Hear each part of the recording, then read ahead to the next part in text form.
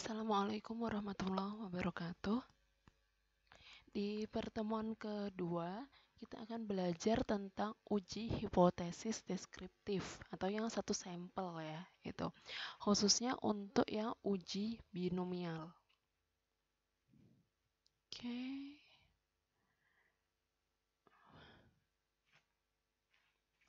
Nah, pengujian hipotesis satu sampel pada dasarnya adalah menguji perbedaan rata sampel dengan rata populasi.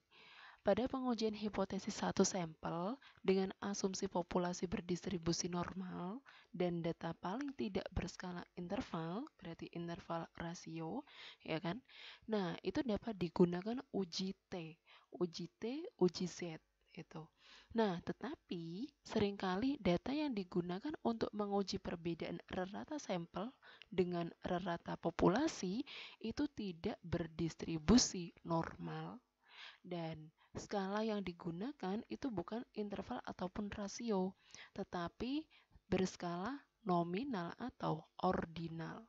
Nominal ya ini, nominal atau ordinal. Nah, sehingga kita perlu suatu analisis baru. Kita nggak menggunakan uji parametrik ya, tetapi menggunakan uji statistika non parametrik. Tuh. Jadi kalau misalkan kalian menemukan data yang bentuk datanya ini dia skalanya nominal atau ordinal. Oh, berarti langsung kalian kerjakan dengan statistik non parametrik itu. Tapi kalau misalkan rasio ataupun interval, kemudian dia tidak berdistribusi normal, mungkin datanya itu kalian lakukan suatu transformasi. Kemudian baru cek ya, apakah nanti udah bisa memenuhi asumsi normal ataukah belum itu. Jadi, tapi kalau yang ini ya, untuk yang nominal atau ordinal itu langsung masuk ke statistik non parametrik gitu. Paham ya? Oke. Nah, sekarang kalau skalanya ini nominal ya, uji hipotesis yang bisa kita lakukan itu adalah uji binomial, uji chi-square satu sampel ataupun yang lain. Kemudian untuk yang skala ordinal dapat kita kerjakan dengan uji Run sama uji Kolmogorov-Smirnov satu sampel. Nih ya. Nah, di sini kita akan belajar ini uji binomial. Nih ya. Nah, tetapi nanti kalau data yang berskala ordinal ya kan, itu kan berarti bisa dikerjakan dengan yang nominal juga ya. Ya enggak? Karena kan data rasio ya, data rasio itu kan dapat dianggap sebagai data yang di bawahnya kan interval atau ordinal atau nominal. Kalau data interval berarti dapat dianggap sebagai data ordinal ataupun nominal. Data ordinal itu dapat dianggap sebagai data nominal, tetapi tidak berlaku sebaliknya. Tuh ya. Nah, oke, di sini kita akan belajar tentang uji binomial. Uji binomial itu digunakan untuk menguji hipotesis ya, tentang ada atau tidaknya perbedaan karakteristik data yang ada pada sampel dengan karakteristik data yang ada pada populasi. Jika datanya itu berbentuk nominal dengan dua kategori, kemudian ukuran sampelnya kecil dan penyebaran datanya itu tidak normal. Nah, maksudnya nominal dengan dua kategori, itu contohnya adalah ini. Pria, wanita, tua, muda, desa, kota, sukses, gagal, dan sebagainya ya. Pasti kan kalian menemukan banyak banget ya contoh untuk yang dua kategori. Sini. Misalkan apa? Sekolah, tidak sekolah ya. Dan lain-lain. Tuh. Kemudian di sini datanya berukuran kecil. Ini kurang dari atau sama dengan 35. Tuh. Kemudian penyebaran datanya ini tidak normal. Nah, bila dalam suatu populasi dengan N, ya, terdapat satu kelas yang berkategori X, maka kategori lainnya itu pastilah N min X. Ya. Di sini jumlah keseluruhannya itu adalah N. Nah, ada suatu kelas yang berkategori X. Berarti sisanya kan N min X ya. Gitu. Nah, probabilitas untuk memperoleh X objek dalam satu kategori dan N min X dalam kategori lain itu adalah ini. Rumus probabilitasnya adalah ini. Ini apa ini? Kombinasi ya. Masih ingat kan cara menghitung kombinasi? Kombinasi X dari N ya. Gimana ini? Oh iya, saya terusin dulu. PX itu sama dengan kombinasi X dari N ya dikalikan dengan P pangkat X dikalikan dengan Q pangkat N min X. P itu adalah proporsi kasus yang diharapkan. Kemudian Q itu adalah sisanya ya. Nah, di sini P ditambah dengan Q itu sama dengan 1. Probabilitasnya ya ini ya. Kan kalau probabilitas ya peluang itu kan maksimalnya 1 dan minimalnya itu 0 ya. Nah, makanya di sini P ya ditambah Q itu nanti sama dengan 1. Tuh. Oke, lanjut ke sini tadi. Probabilitas untuk memperoleh X objek dalam satu kategori dan N min X di kategori yang lain. Nah, rumusnya seperti ini. Ini adalah kombinasi X dari N. Cara memperolehnya masih ingat? Ini ya. Kombinasi X dari N ya, itu sama dengan apa? N faktorial ya. Ini faktorial ya, hasil ini titiknya. Terus N dikurangi dengan X faktorial dikali dengan X faktorial. Nih. Ya. Jadi kombinasi X dari N itu sama dengan N faktorial dibagi dengan N min X faktorial dikali dengan X faktorial. Tuh. P di sini adalah probabilitas yang diharapkan ya, proporsi yang diharapkan. Kemudian Q ini adalah sisanya ya. Nanti P itu nilainya berapa, 0, berapa misalkan ya, 0,3. Berarti Q itu adalah 1 dikurangi 0,3 berarti 0,7. Tuh. Nah, di sini nanti ini ya, kan total keseluruhan sampel yang digunakan itu kan adalah sebanyak N ya. Nah, ada yang memenuhi kategori tertentu itu sebanyak X. Ya. Kemudian ya sisanya itu kan berarti N min X ya. Nah, banyaknya orang yang sedikit, jadi kan ada nih ya misalkan yang desa ini adalah ada sebanyak 9 orang yang berasal dari desa itu 9 orang yang berasal dari kota misalkan 15 nih.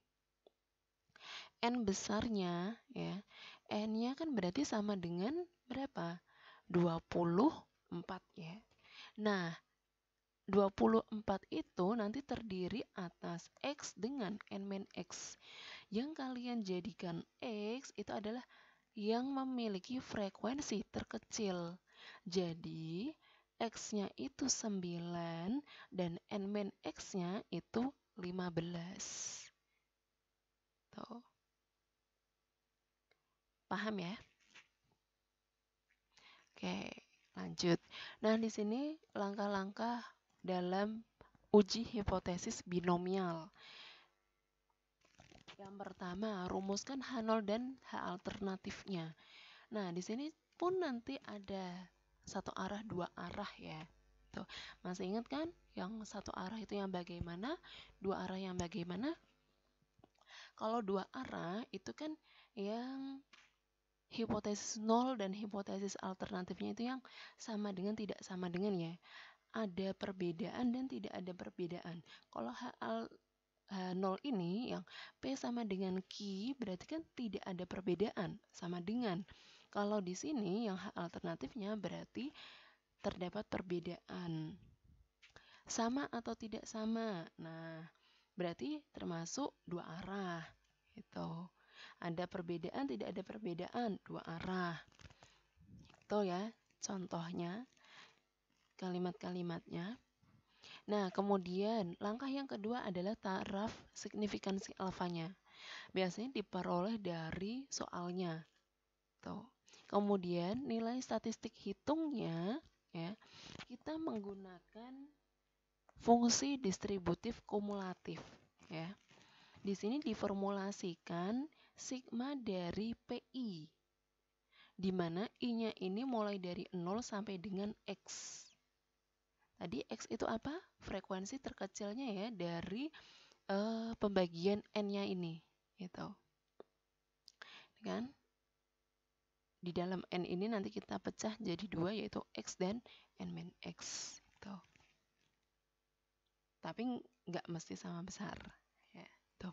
Nah, di sini nih ya, diformulasikan ini sigma dari PI mulai I sama dengan 0 sampai dengan X.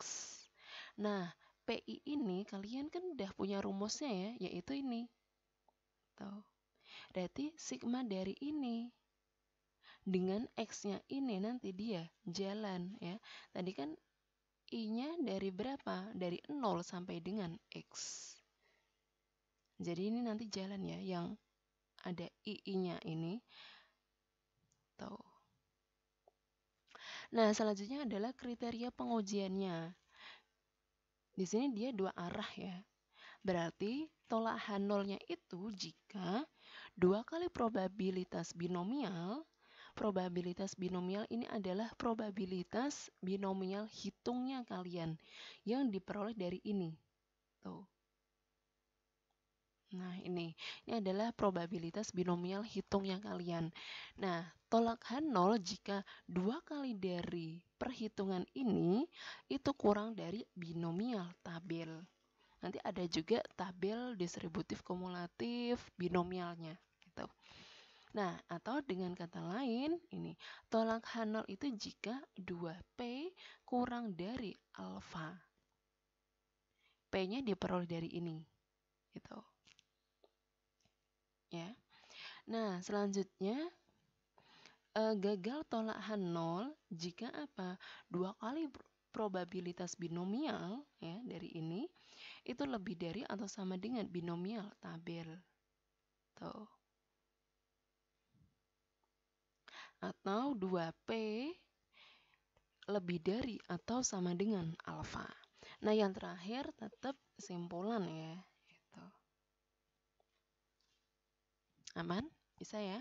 Nah, ini kalau untuk yang dua arah. Gitu. Dua arah berarti sama dengan tidak sama dengan untuk yang H0 dan H alternatifnya. Kemudian untuk yang kriteria pengujiannya, ya, probabilitas binomial yang kalian hitung itu dikalikan dengan 2. Kemudian bandingkan dengan taraf signifikansi alfanya. Ini.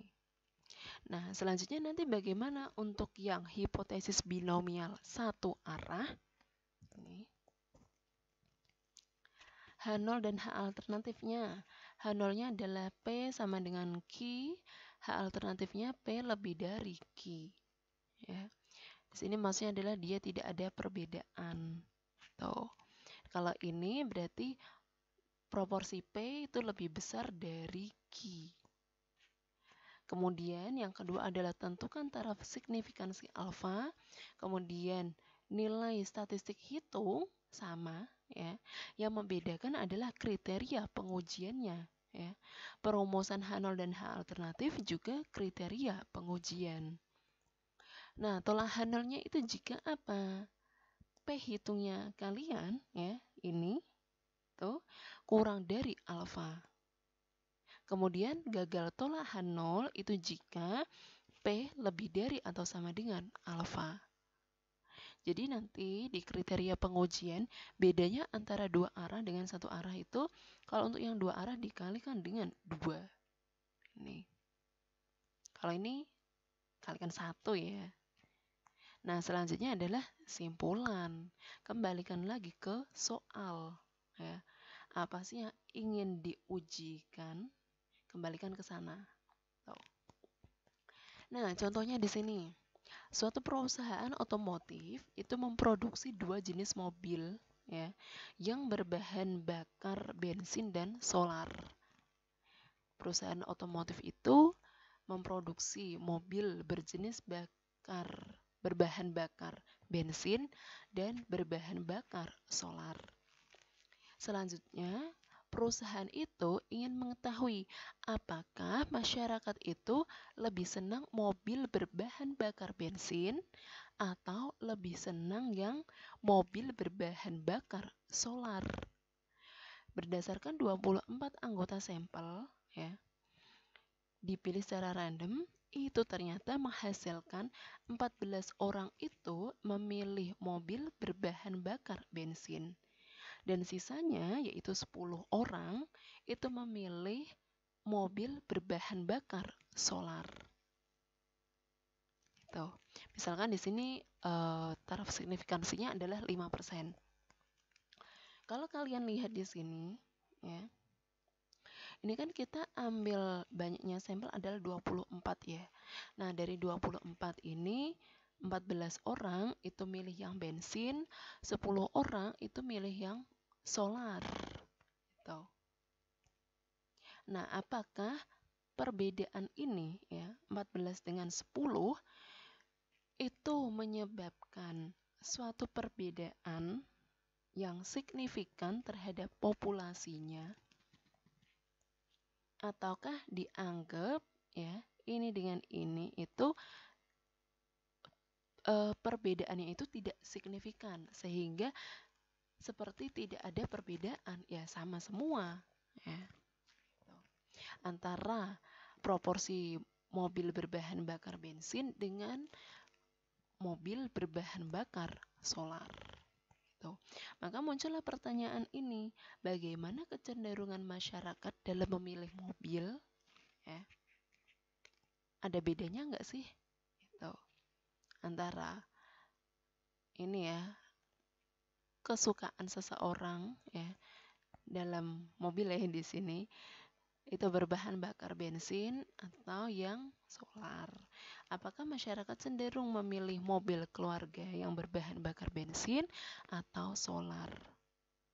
Kalau misalkan nanti di dalam pengujiannya kalian itu ternyata hasilnya adalah ada perbedaan itu. Kalau ada perbedaan berarti kan ini ya, kita bisa tahu mana yang lebih diminati oleh seseorang gitu. Mana yang lebih banyak diminati dan mana yang kurang diminati gitu. Kalau misalkan ternyata perbedaannya itu tidak signifikan atau bisa dikatakan tidak ada perbedaan, bisa aja nanti kita menyarankan ya udah kalau misalkan ini ya perbedaannya ini tidak signifikan atau tidak ada perbedaan, ya udah kita memproduksi mobil berbahan bakar bensin dan solar sama karena keduanya ini diminati semuanya ya kan nggak mungkin juga kita menyarankan ini ya udah karena di sini tidak ada perbedaan mending nggak usah memproduksi, kan nggak mungkin banget ya karena di sini kan dia perusahaan otomotif yang memproduksi suatu mobil gitu. Jadi ya sarannya kalian itu adalah kalau misalkan tidak ada perbedaan ya udah produksi semuanya aja. Yang berbahan bakar bensin iya, yang berbahan bakar solar juga iya. Gitu. Oke, kita cek apakah ada perbedaan atau tidak ada perbedaan yang signifikan. Jadi di sini yang pertama ya, langkah pengujiannya yang pertama adalah tentukan H0 dan H alternatifnya ya. Gitu. Di sini H0-nya adalah P sama dengan Q sama dengan 0,5. Jadi proporsi antara P dengan Q itu sama ya. Antara mobil berbahan bakar bensin dengan solar itu sama. Nah, kemudian di sini H alternatifnya ya. Karena di sini kan dia hipotesisnya yang ingin diuji itu adalah ini ya. Perusahaan ingin mengetahui apakah masyarakat lebih senang mobil berbahan bakar bensin atau solar. Pertanyaannya kan ini ya, ini atau ini gitu. Ya, berarti kalau kalian amati ya, kalian baca soal ini, berarti termasuk yang dua arah atau satu arah? Benar ya, dua arah itu. Karena kita tidak ingin di sini tidak ada suatu hipotesis ingin melihat mana yang lebih banyak diminati, apakah misalnya ya, apakah mobil berbahan bakar bensin itu lebih banyak diminati dari mobil berbahan bakar solar. Kalau kalimatnya seperti itu, berarti satu arah. Tapi kalau hanya ingin mengetahui apakah masyarakat lebih senang mobil berbahan bakar bensin atau solar, berarti dua arah. Tuh. Ya. Oke, balik lagi ke sini. Yang pertama tadi adalah tentukan H0 dan H alternatifnya. Nah, kalimat matematis ini sebenarnya dapat kita kalimatkan apa ya? Kita bisa jelaskan ya. Jadi pernyataan yang hanya simbol dan angka saja ini bisa kita jelaskan. Nah, H0-nya ini dia mengatakan bahwa tidak terdapat perbedaan proporsi masyarakat yang memilih mobil berbahan bakar bensin dan solar. Jadi proporsinya ini sama. Nih. Selanjutnya, H alternatifnya ya. Ini itu memiliki makna bahwa terdapat perbedaan proporsi masyarakat yang memilih mobil berbahan bakar bensin dan solar. Itu. H0-nya itu tidak terdapat perbedaan, sementara H alternatifnya terdapat perbedaan. Tuh. Jadi nanti kalau yang sama, tidak ada perbedaan seperti itu nanti kalian masukkan ke H0-nya ya. Kemudian kalau tidak ada perbedaan, kemudian lebih unggul kayak gitu, itu berarti masuknya ke H alternatif. Deh, aman ya untuk yang langkah 1. Nah, yang kedua adalah tentukan taraf signifikansinya. Di soal ini sudah disediakan. Ini loh, misalkan kalian gunakan alfanya itu adalah 5%. Kemudian kalian hitung ya, statistik hitungnya. Di sini diketahui N-nya adalah 24. Ya. Kan dia mengambil banyaknya sampel sebanyak 24. Nah, di sini ada dua angka ya. Nah, ada 14, ada 10. Mana yang jadi X sama N-X? Jadi N besarnya kan 24 ya. Nah, kita kan bagi jadi ada yang X, ada yang N-X gitu. Tadi apa di sini? X itu pilihlah frekuensi yang terkecil. Jadi X-nya itu adalah 10, kemudian 14 itu adalah N-X. Tuh. Paham ya? Jadi di sini N-nya adalah 24, X-nya adalah 10, N-X-nya adalah 14. Nah, kemudian di sini kan ada dua pilihan ya, yaitu bensin dan solar. Bensin atau solar memiliki ini ya, proporsi yang peluangnya sama ya kan, antara bensin dengan solar. Kayak gini. Misalkan yang paling sering adalah kalian pelemparan mata uang aja. Kan ada angka, gambar. Nah, masing-masing ini kan memiliki peluang setengah, ya kan? Nah, sama halnya kayak gini, bensin atau solar. P-nya adalah setengah, kemudian Q-nya itu adalah setengah juga, ya. 1 dikurangi P-nya. Maka, ya, fungsi distributif kumulatifnya P X kurang dari atau sama dengan 10, ini adalah X dari ini ya, gitu. Ini kan sama dengan sigma PI dengan I-nya ini sama dengan 0 sampai dengan 10. Ini kan berarti jumlahan dari apa? P0 ditambah P1 sampai dengan P10. Tuh. Ini kalian hitung dan diperolehlah 0,2706. Ya. Yang ini Budina pakai kalkulator kok. Gitu. Kan di kalkulator yang scientific itu kan ada yang ini ya, perhitungan kombinasi. Jadi Budina ambil yang praktisnya aja, pakai kalkulator. Tuh. Daripada menghitung manual. Ini untuk menghitung kombinasi-kombinasinya ini. Dan diperolehlah P hitungnya itu 0,2706. Dah sampai sini aman ya. Nah, langkah yang keempat adalah tentukan kriteria pengujiannya. Perhatikan, di sini dia 2 arah ya. Ini 2 arah. Berarti tolak H0-nya itu jika 2P kurang dari alfa. P hitungnya tadi diperoleh 0,2706. Maka 2P-nya adalah 0,5412. Nah, kemudian hasil dari ini kalian bandingkan dengan alfanya. Itu. Tolak H0 jika ini ya 2P itu lebih apa? Lebih besar atau lebih kecil dari 0,05? Lebih besar ya. Itu. Jadi dia nggak masuk ke daerah penolakan H0. Itu. Karena P hitungnya ya 2P-nya adalah 0,5412 itu berada di luar daerah penolakan H0. Jadi apa? H0 itu gagal ditolak. Nah, kemudian untuk yang kesimpulannya, kalian lihat lagi ke penentuan H0 dan H alternatifnya.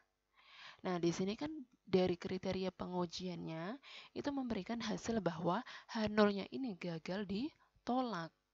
Berarti simpulannya apa? Simpulannya ada pada H0. Itu. Jadi tidak ada perbedaan yang signifikan antara proporsi masyarakat yang memilih mobil berbahan bakar bensin dengan proporsi masyarakat yang memilih mobil berbahan bakar solar. Itu. Ya, jadi pada taraf signifikansi 5% diperoleh simpulan bahwa tidak terdapat perbedaan. Tuh.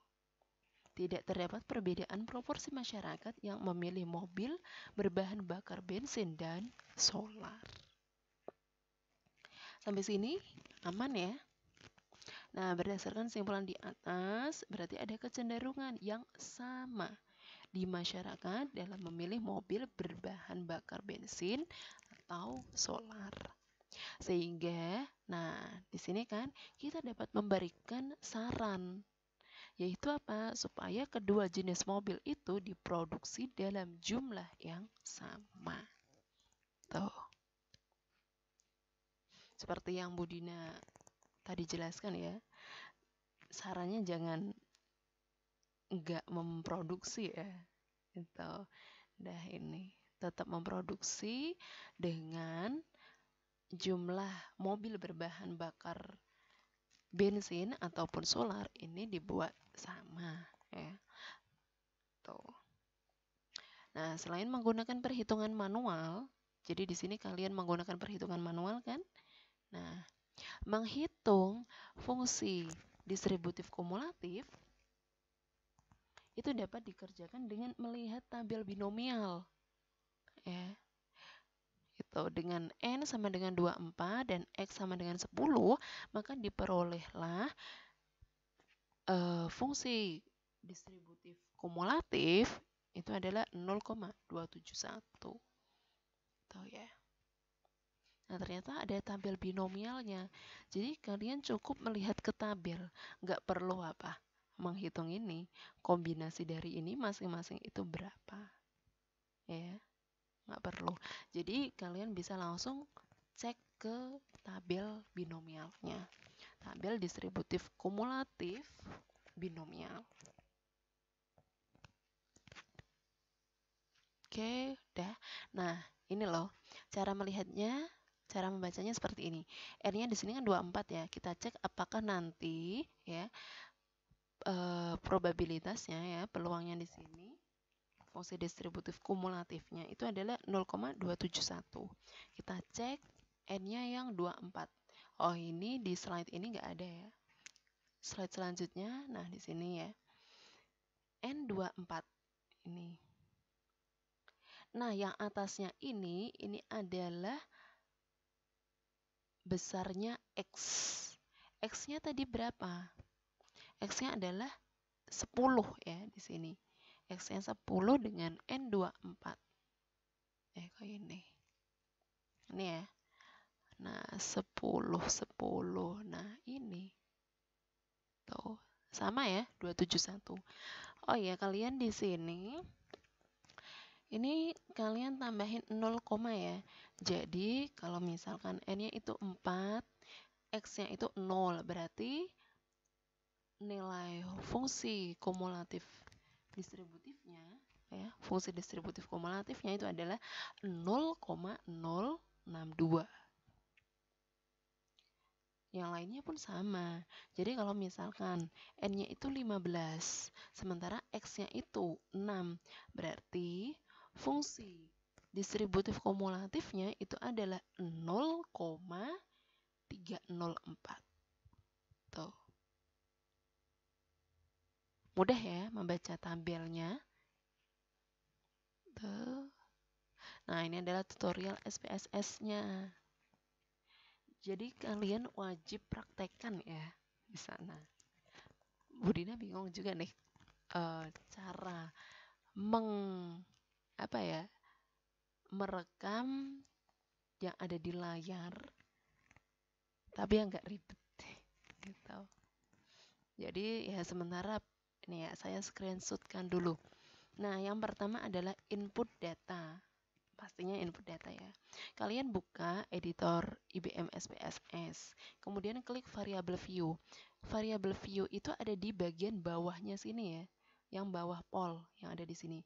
Ini nanti ada variable view, juga ada apa sih namanya? Variable data. Oh, data view itu. Jadi di bagian bawah pojok kiri gitu. Nanti ada data view dan variable view. Tuh. Nah, kalian klik dulu untuk yang variable view-nya. Tuh, ada di sekitar sini kan yang ini. Gitu. Kalian sambil buka ya SPSS-nya. Nah, klik variable view, kemudian nah nanti bentukannya kayak gini. Ini kosongan. Tuh. Kemudian ketikkan nama pada kolom name. Jadi di sini ya, kalian klik ini, kemudian berikan tulisan nama gitu. Kemudian di sini ini kalian klik ya, selanjutnya nanti ada beberapa pilihan. Kalian pilih string. Oke, ini bisa kalian abaikan, bisa kalian abaikan. Nah, labelnya bisa kita tuliskan nama konsumen. Itu value-nya kita bisa abaikan, missing-nya bisa kita abaikan, kolomnya juga bisa kita abaikan. Ini ya diabaikan nggak apa-apa ini. Ini juga role-nya itu ya. Nah, untuk yang ukurannya ya, kalian ganti dengan nominal gitu. Nama orang itu kan masuknya ke nominal ya. Kemudian selanjutnya adalah bahan bakar. Gitu. Pada baris kedua, ketikkan bahan bakar. Nah, ketika kalian menulis menuliskan sesuatu yang ada di kolom name ya, kalian jangan membuat spasi ya. Jadi bahan spasi bakar itu nanti nggak kebaca. Jadi haruslah gandengan terus ya, gantet ya itu. Nah, di sini saya beri apostrof. Ini apa sih namanya? Strap bawah ya itu. Bahan strap bawah bakar itu. Atau tanpa ini, tanpa spasi juga bisa, bahan bakar. Nah, itu misalnya. Oke, lanjut. Kemudian kalian pilih numerik pada kolom type ini. Jadi ini nanti kalian klik, kemudian pilih numerik. Kemudian ini bisa kalian abaikan, bisa kalian abaikan. Labelnya bisa kita tuliskan bahan bakar. Nah, kalau untuk yang label, ini memuat spasi tidak apa-apa. Tuh ya. Di sini bahan bakar, kemudian value-nya kita klik. Nih, pada baris kedua pada kolom value ya, kita klik. Berarti yang di sini ya, ini. Nah, kita klik, kemudian muncullah tabel ini. Tuh. Kalian isikan di sini satu dengan tabelnya, labelnya itu adalah bensin. Tuh, nih sudah saya add-kan. Kemudian klik add. Nih. Demikian juga nanti sama. Kalian tuliskan 2, labelnya adalah solar, kemudian klik add, barulah ke OK. Tuh, paham ya? Nah, nanti definisinya ini yang kalian definisikan nanti masuk di sini. Tuh. Oke, lanjut. Ini udah. Nah, ukurannya ini nanti kita bisa ganti dengan nominal. Kemudian abaikan kolom lainnya. Berarti selanjutnya adalah kalian kan baru mendefinisikan variabelnya ya, yaitu nama dan bahan bakar. Belum ada isinya, belum ada datanya. Nah, kemudian kita akan inputkan. Klik data view, ya, berarti ada di sebelah sini. Data view itu pojok kiri bawah, itu.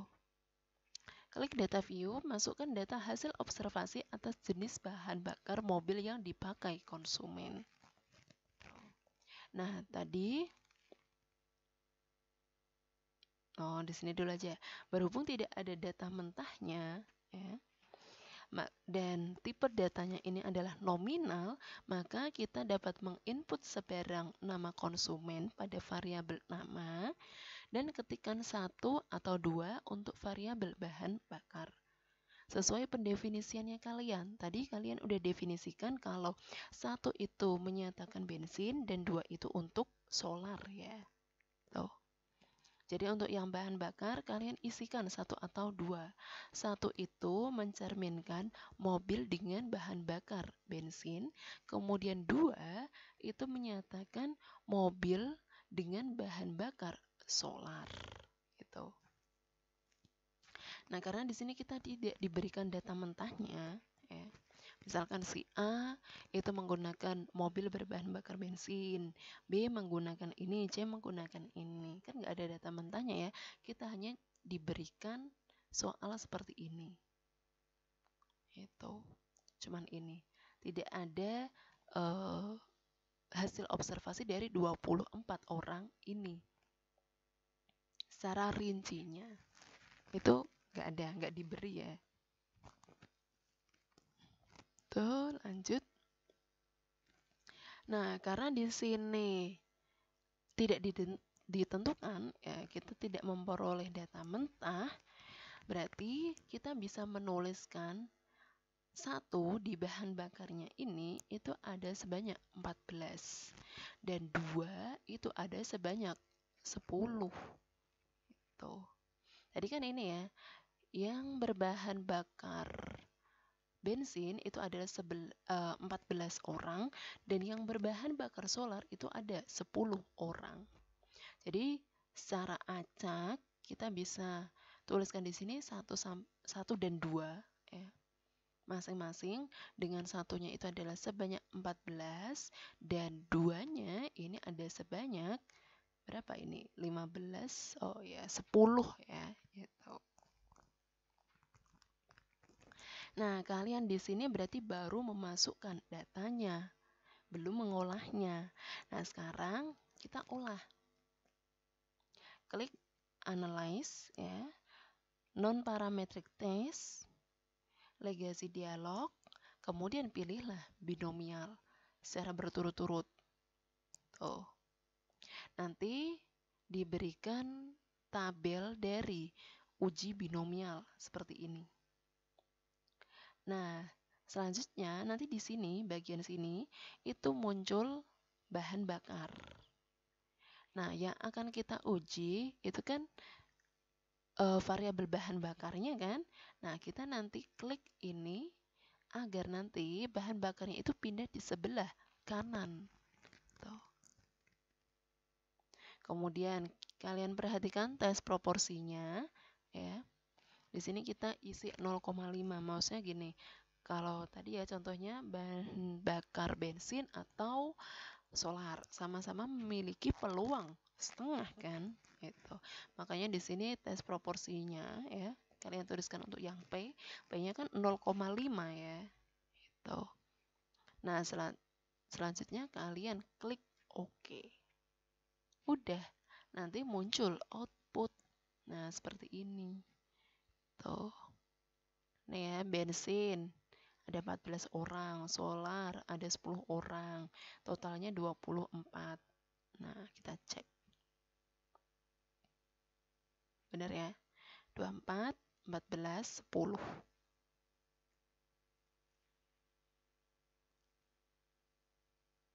Nah, sebelumnya.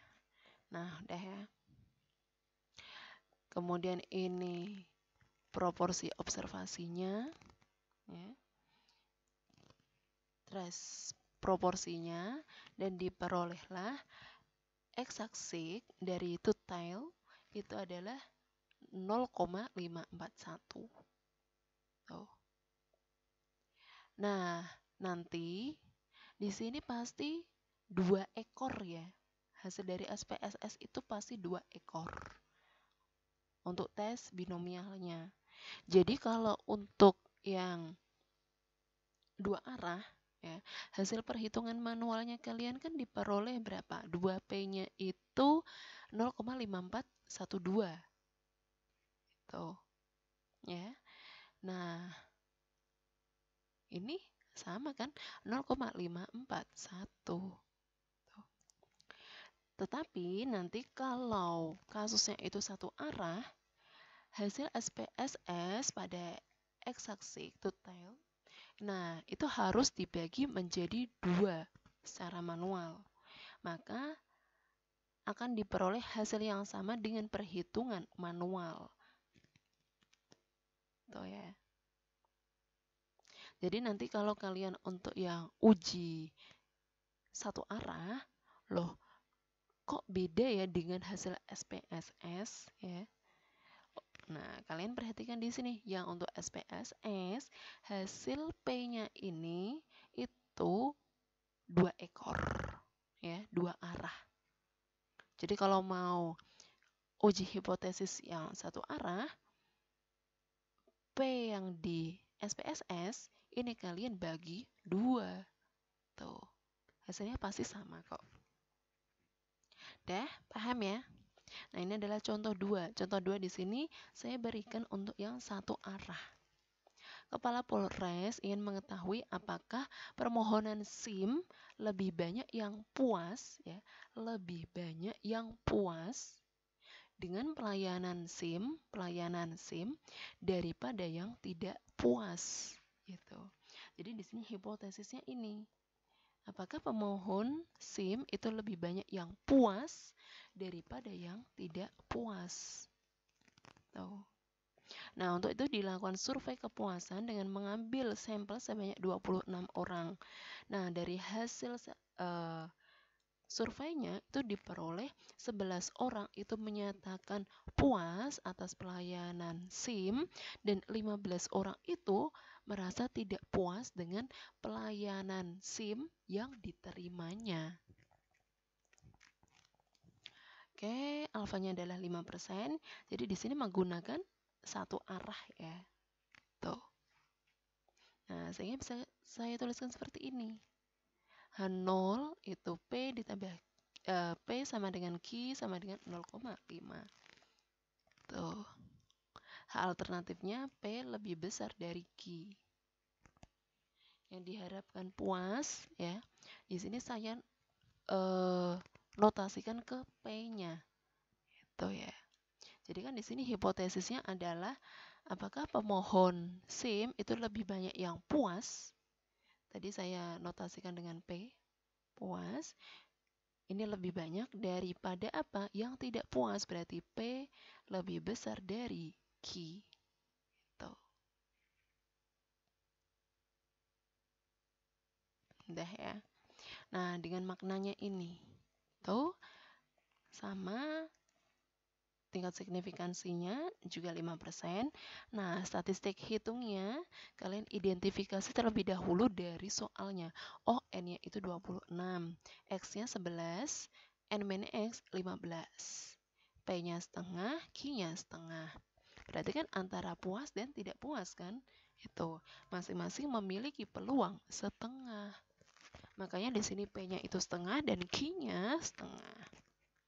Dan diperolehlah P hitungnya, yaitu fungsi distributif kumulatifnya, itu diperoleh 0,2786. Sebenarnya perhitungan yang ini ya, ini sama juga yang tadi, itu kalian bisa skip langsung dengan ini. Dengan tabel diperoleh nilai dari fungsi distributif kumulatif X kurang dari atau sama dengan 11 itu 0,279. Nah, ini kan hampir sama ya, itu. Nah, untuk yang kriteria pengujiannya, tolak H0-nya jika P kurang dari alfa. Kita nggak perlu kalikan 2 karena di sini bukan dua arah, cukup satu arah. Nah, karena P hitungnya itu 0,279, berarti kan lebih dari ini ya. Ya kan? Kalau lebih dari alfanya terus gimana? Berarti kan dia ini berada di luar daerah ini. Itu.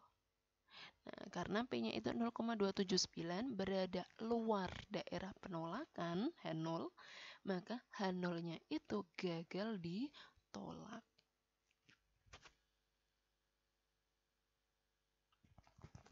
Sampai sini ada pertanyaan? Oke, lanjut ke simpulan. Nah, simpulan jangan lupa kembalikan yang ditanyakan. Simpulannya di sini adalah pada taraf signifikansi 5% diperoleh simpulan bahwa tidak terdapat perbedaan proporsi secara signifikan ya antara pemohon SIM yang puas dan tidak puas atas pelayanan SIM. Oke. Ini untuk yang satu arah. Nah, ini tugasnya. Silakan kalian kerjakan dengan hitungan manual dan SPSS ya. Ini. Kalian coba. Apakah nanti hasil perhitungannya kalian ini sama atau beda? Ya. Di sini kalian identifikasi apa sih yang akan diuji, ya. Tuh. Kemudian apakah dua arah atau satu arah? Itu kalian perlu perhatikan. Tuh.